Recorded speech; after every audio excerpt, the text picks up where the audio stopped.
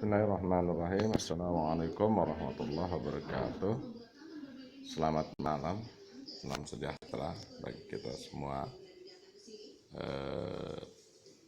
Malam ini kita mencoba untuk menyampaikan sebuah informasi terkait dengan keluarnya surat edaran dari Menteri Pendidikan dan Kebudayaan, Riset dan Teknologi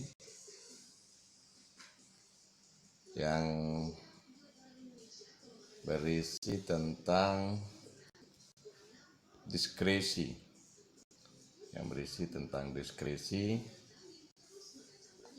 mengenai pembelajaran tatap muka. Diskresi tentang pelajaran tatap muka di dalam situasi COVID-19.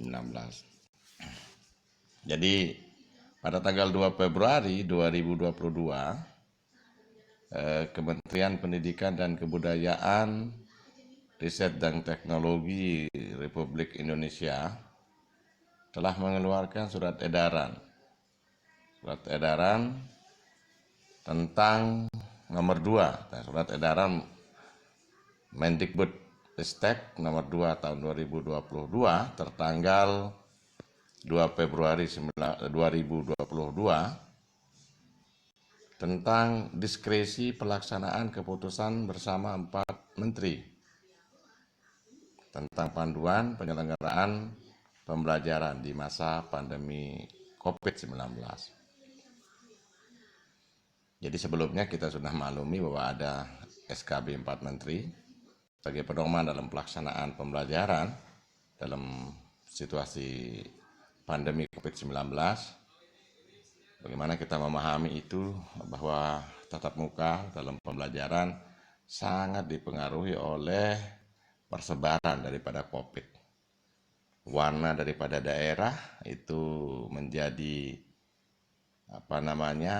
sebuah keputusan yang melandasi apakah pembelajaran dengan tatap muka dilaksanakan atau tidak dilaksanakan, dan itu sudah dijelaskan dalam keputusan bersama 4 menteri. Nah, melalui surat edaran nomor 2 tahun 2022 tentang diskresi pelaksanaan keputusan bersama 4 menteri, diskresi pelaksanaan keputusan bersama 4 menteri, dinyatakan bahwa mempertimbangkan situasi peningkatan kasus penularan COVID-19 dan berdasarkan kesepakatan antara Kementerian Koordinator Bidang Kemaritiman dan Investasi, Kemendikbudristek, Kemenak, Kementerian Kesehatan, dan Kementerian Dalam Negeri, maka diperlukan diskresi tentang pelaksanaan daripada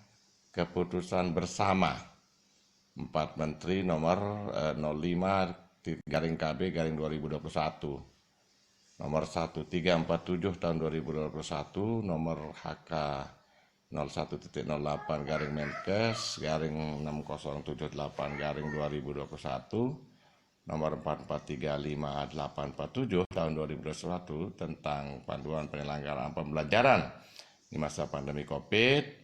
Selanjutnya disebut keputusan bersama 4 menteri. Maka dengan ini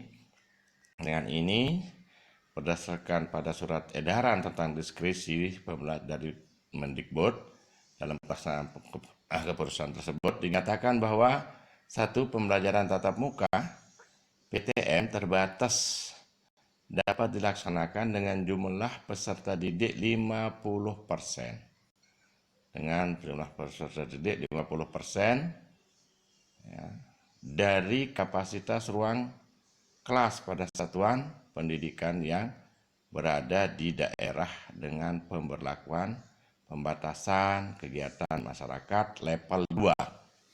Jadi poinnya adalah PTM 50% itu hanya berlaku pada daerah yang PPKM-nya level 2.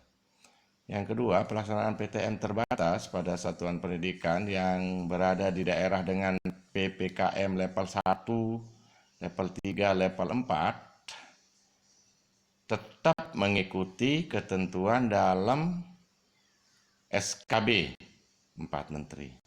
Silahkan diedukasi, di literasi terkait dengan SKB 4 Menteri yang sudah dinyatakan di atas untuk level PPKM 1, 3, dan 4. 3. Penghentian sementara PTM terbatas pada satuan pendidikan tetap mengikuti ketentuan dalam SKB 4 Menteri. Kemudian yang keempat, orang tua wali peserta didik diberikan pilihan untuk mengizinkan anaknya mengikuti PTM terbatas atau mengikuti pembelajaran jarak jauh. Ya, jadi tidak ada paksaan nanti kalau sebuah daerah sudah berada pada PPKM level sesuai dengan ketentuan dalam SE, maka dia anak-anak itu bisa diberikan pembelajaran dalam bentuk daring dengan izin orang tuanya. Yang kelima, pemerintah daerah harus melakukan pengawasan dan memberikan pembinaan terhadap penyelenggaraan PTM terbatas, terutama